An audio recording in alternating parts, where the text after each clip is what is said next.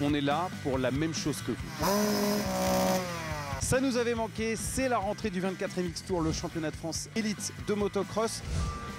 Programme très chargé ce week-end avec les espoirs 85 cm3, les juniors 125 et puis les deux catégories élites, les MX2 et la catégorie reine, les MX1. On est à Dardon-Gueugnon en Bourgogne-Franche-Comté, un circuit très particulier. Qui de mieux pour en parler que son président, le président du motoclub de Dardon-Gueugnon, Jean-Pierre Forêt. Mais avant cela, deux moyens de garder le contact tout le week-end. Le site officiel du championnat de France, www.elite-motocross.fr. Et puis, vous en avez l'habitude, la page Facebook Elite Motocross. Les pilotes ont répondu présent puisqu'on a un super plateau dans les 4 championnats de France. On a beaucoup de pilotes, 265 pilotes au total. Maintenant, je compte que le public va répondre présent. Cette nouvelle organisation qui est quand même le summum du motocross français, le 24 MX Tour, avec 4 championnats sur 2 jours. Et là, j'espère que le public français va pouvoir répondre présent et surtout notre public régional aujourd'hui à Gueugnon. Est-ce que vous pouvez nous dire quelles sont maintenant la petite spécificité, les petites particularités de ce nouveau circuit de Dardon-Gueugnon? L'avantage de ce circuit, c'est que c'est sablonneux et même s'il pleut, on tourne. On a fait des expériences sur un mondial sidecar, on a eu énormément de pluie et on a pu faire l'épreuve sans problème. Et bien, la nouveauté, elle s'est faite en 2016 lors des nations sidecar et quad, où on a toute la partie qu'on faisait au départ du premier tour, ben, se fait à la fin. Ça a changé complètement la physionomie quand même du circuit et pour les pilotes, c'est plus attrayant. Et ça nous a permis de refaire des sauts et c'est beaucoup plus spectaculaire. Il y avait clairement une volonté cette année de la fédération de rassembler les 4 catégories sur l'ensemble du championnat. Oui, absolument. C'était une volonté forte depuis plusieurs années et en 2018, on a réussi à mettre ça en place avec l'ensemble des championnats donc présents ici dans le cadre de cette épreuve. Quelle était l'idée pour vous? Est-ce que c'était de permettre aux jeunes d'être tout le temps au contact des plus expérimentés ou est-ce qu'il y avait une autre idée? Notamment, bien sûr, ça permet aux jeunes donc de découvrir et de rencontrer les champions d'aujourd'hui. Ça permettait aussi aux teams de mutualiser les transports et dans un camion qui emmenait un pilote d'élite, de mettre un pilote junior par exemple. Voilà, enfin en tout cas c'est clairement une réussite. C'est quelque chose qui a été demandé depuis longtemps et ça n'a pas été très facile à mettre en place, mais aujourd'hui c'est présent et je suis vraiment très content de cela. Il y a eu un beau renouvellement quand même des circuits sur lesquels les concurrents vont s'élancer toute la saison. On pense au Bourguignon, on pense à Beach et puis même ici avec le retour de Dardon-Gueugnon, c'était plus arrivé depuis 2015, c'était vraiment une volonté de renouveler le plus possible les courses pour varier les plaisirs.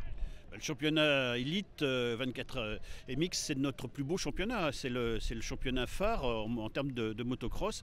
Il fallait donc les plus beaux circuits français et on a été sur des circuits de Grand Prix l'an passé par exemple. Et donc on souhaite vraiment avoir un standard vraiment élevé en la matière avec en effet de nouveaux circuits qui nous rejoignent. Je pense au domaine de Fols par exemple ou à Beach qui sont présents au calendrier cette année. Ça fait longtemps qu'on n'avait pas vu ces circuits-là.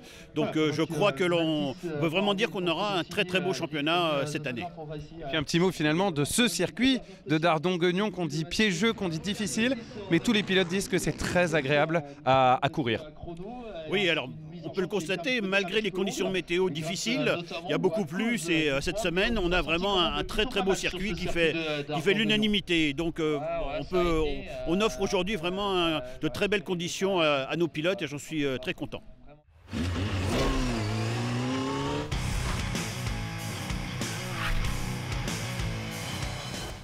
Place à la rubrique Inside. Toute la saison, on va vous emmener dans les coulisses du 24 MX Tour, le championnat élite de motocross. Et aujourd'hui, on est avec André Liogier, le directeur de course toute la saison sur les compétitions. Vous avez un rôle central durant les courses. Est-ce que vous pouvez nous dire concrètement comment là ça se passe? On est tout près de la ligne de départ ici à Dardon-Gueugnon. Comment ça se passe concrètement là, ce que vous faites? Bon, les pilotes sont en parc fermé, après on les descend sur la grille en position. Donc à partir de maintenant, cette année, nous avons une innovation puisque derrière les grilles de départ, nous avons des grilles officielles. C'est une nouveauté 2018 qui apporte beaucoup de confort. Les pilotes sont dans une situation identique partout. Vous êtes tout le temps en plein air. Pluie, neige, soleil, vent, nous sommes des hommes de terrain. Il y a un autre rôle bien sûr très important pour vous, hein, c'est les chronos. Bien sûr, vous êtes tout le temps en lien.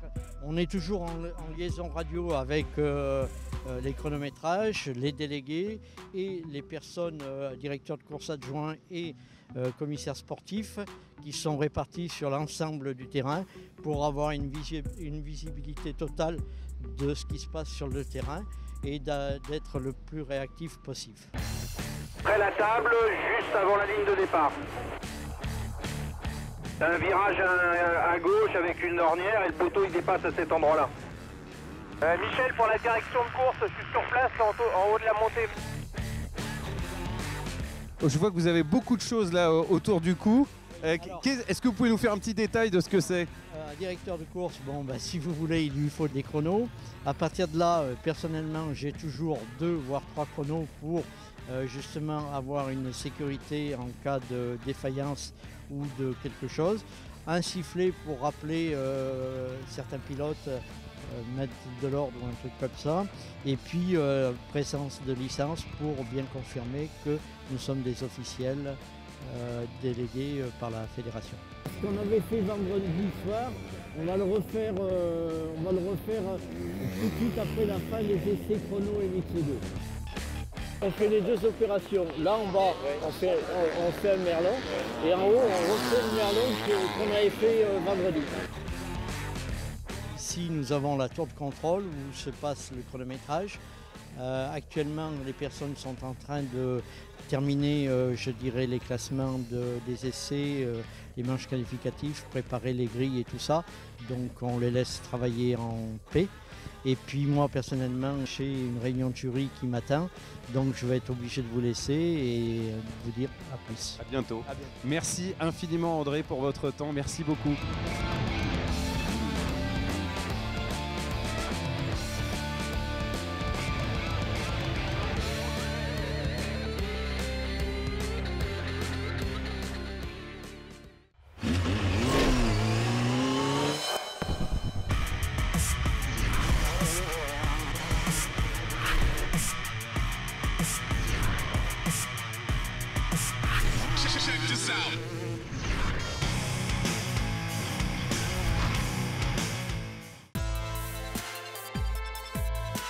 L'histoire du sport se nourrit de grandes rivalités. La bataille entre Lucas Dizran et Saad Soulimani est peut-être de celle-là. Première manche, all shot pour Léo Lefort, numéro 284.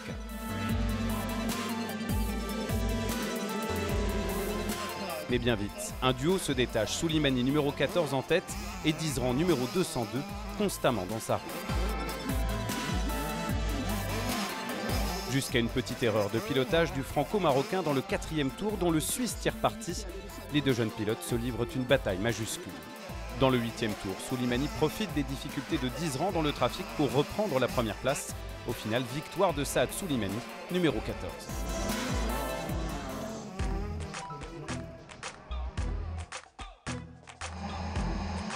La deuxième manche promet d'être spectaculaire. Le all shot est cette fois pour Nicolas Duhamel, finalement 3e comme lors de la première manche. Et comme lors de la première manche, derrière Soulimani et Dizran. Cette fois le Suisse de 14 ans, numéro 202, domine la manche 7 tours durant. Son rival de 15 ans, numéro 14, patiente, puis brusquement multiplie les attaques.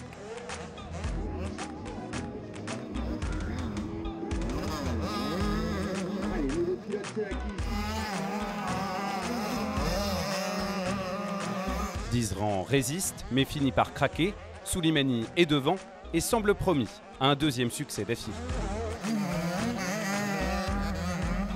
Problème, le pilote Husqvarna cale dans le dernier tour, une aubaine pour Dizran qui enlève la seconde manche. Les 2 jeunes hommes à égalité sur la journée, c'est le résultat dans le second acte qui fait autorité. Dizran monte donc sur la première marche du podium et devient le premier leader au général des espoirs dans ce 24 MX Tour, édition 2018. Le froid a eu beau pétrifier les corps, il n'a pas eu raison des cœurs. Intrépide, l'Énaïque Pilorgen, numéro 998, réalise le all shot de la première manche avant d'écraser la course de sa maîtrise.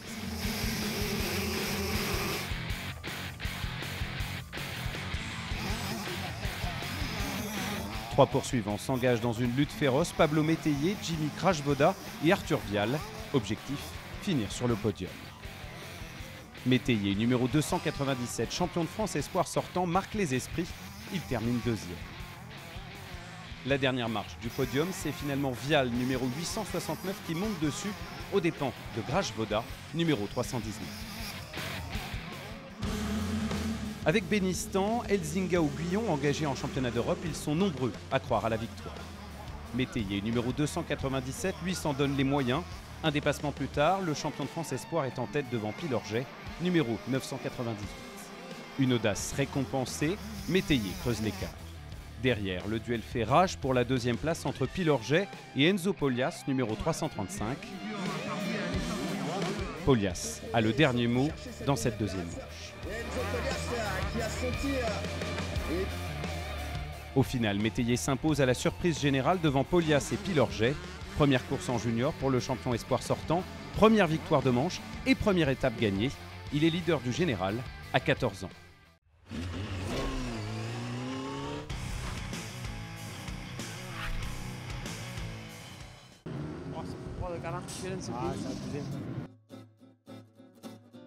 Fox Hill en Angleterre. Moi je dirais Villefranche de Lauragais à Midi-Pyrénées. Chadrid. Moi Ryan Denji. Du foot. Du BMX si j'avais pu. Louis de Funès. Batman. Les radars. Je dirais l'injustice.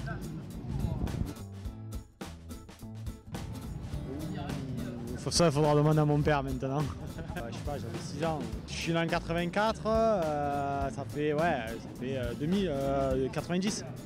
Pour moi c'est 2007, j'avais 7 ans. Ouais, c'est pas mal. Hein. Un peu rancunier. Moi j'ai tendance à trop m'énerver. Nintendo 64. Xbox 360. La Coupe du Monde 98. La Monster Cup 2017. Aucun des deux. Walkman.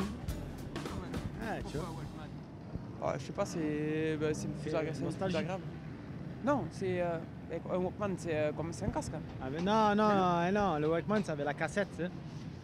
Et non, il a même pas connu. Lecteur MP3. Lecteur MP3, je sais que c'était il y a 15 ans ça.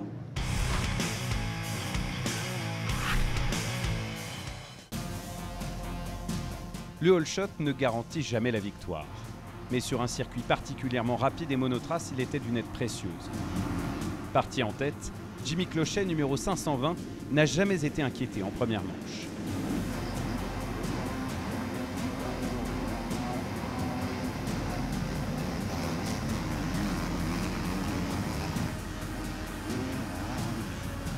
Il fallait donc chercher le frisson du combat derrière. Arnaud Aubin, Dossard 14, est chassé par Tom Vial, numéro 128, et Mathis Boiramé, numéro 172.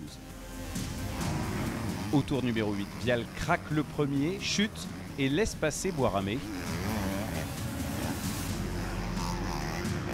Le champion 2016 des MX2, Dossard 172, se lance alors à la poursuite d'Arnaud Aubin, en vain.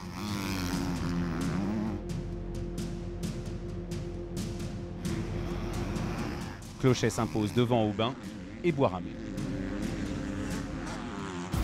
Le meilleur départ de la seconde manche est pour Aubin, numéro 14.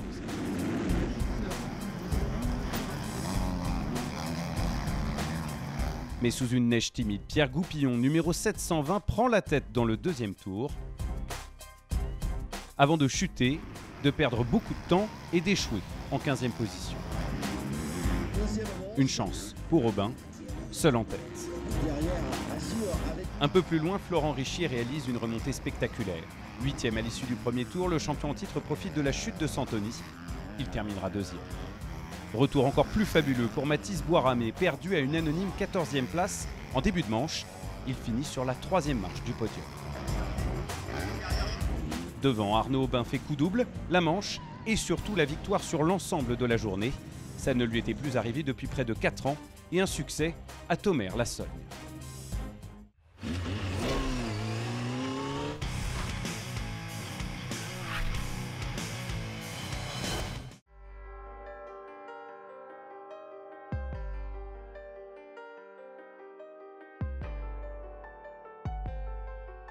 Benoît m'a appelé fin de l'année dernière pour savoir si ça l'intéressait de l'entraîner. Personnellement, on ne se connaissait pas trop. Et c'est vrai que j'ai appris à le connaître et le jus est bien passé entre nous et du coup on est partis ensemble. J'étais avant le mécano d'entraînement de Steven pendant ces 5 dernières années de carrière, qui m'ont proposé de me débaucher une nouvelle fois pour faire partie de l'aventure.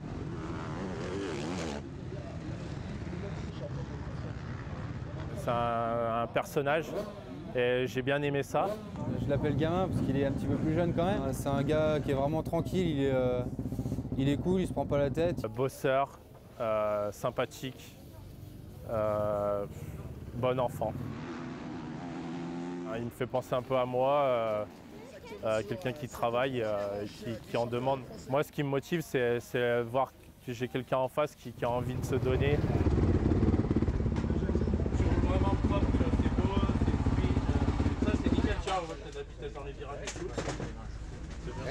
L'important c'est d'avoir confiance à son entraîneur et ça c'est hyper important, à sa méthode de travail.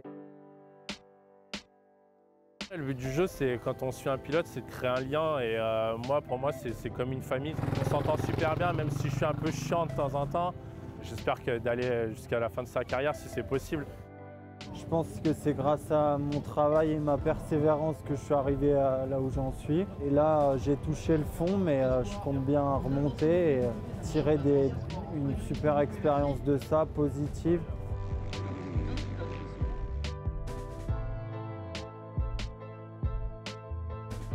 La situation dans laquelle il se trouve, pour moi, c'est vraiment pas normal. Benoît était dans une situation très compliquée. Je me suis dit, c'est un jeune qui mérite d'y arriver.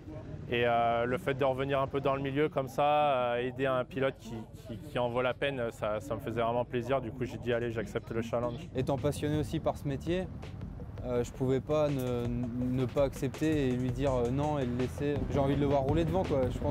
J'espère qu'on va repartir avec la plaque rouge déjà à la fin du week-end. Je sais ce que je veux dans la vie, voilà. Moi, mon objectif, c'est d'être champion du monde.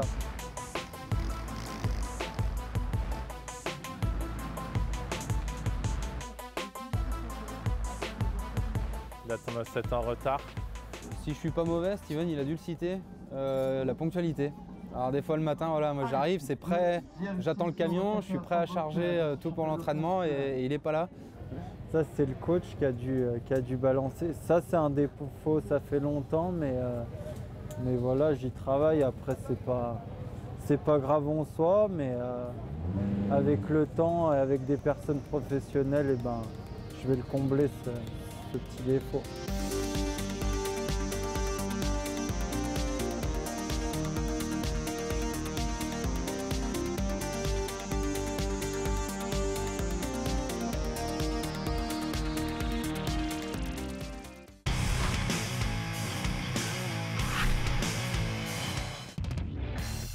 En MX1, le champion en titre Xavier Bock s'attendait à un combat redoutable face à Benoît Paturel. Pilote en GP la saison passée, Paturel, Dossard 6, réalise le all shot et domine sans partage la première manche.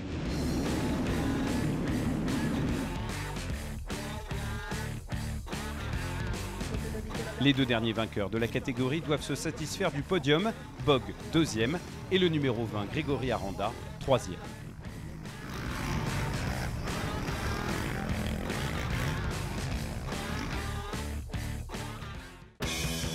Le spectacle prend une tournure épique en deuxième manche avec une neige abondante. Mais rien ne semble pouvoir enrayer la machine Paturel. Le numéro 6 prend un départ canon avant d'écarter dans le premier tour l'impudent Nicolas Aubin, numéro 3.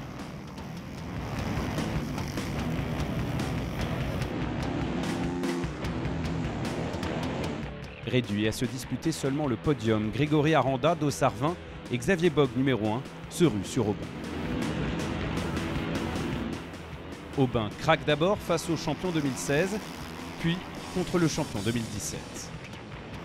Bock, 5e au départ de la manche, s'offre même Aranda dans le 10e tour. Le podium est exactement le même qu'en première manche, Paturel, Bock et Aranda. C'est la première victoire de la carrière du Lyonnais en MX1, mais pas sûr que le premier leader au général de la catégorie fasse toute la saison en France. Il rêve de retrouver une place en GP.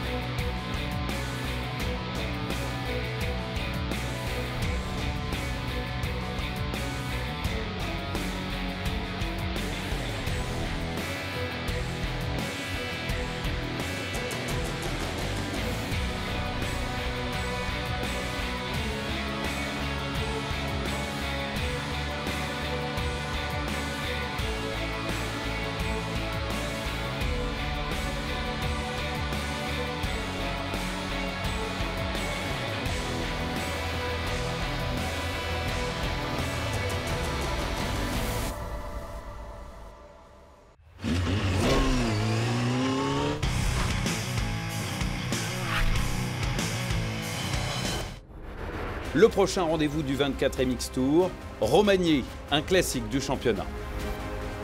Paturel, Bogue et Aranda devraient à nouveau briller, mais gare à Théier, de retour après son forfait en Bourgogne. En MX2, le public souhaite ardemment voir s'imposer le local de l'étape, Mathis Boiramé, mais Aubin, Richier et d'autres ne l'entendent pas de cette oreille. La promesse d'une belle bagarre les 21 et 22 avril.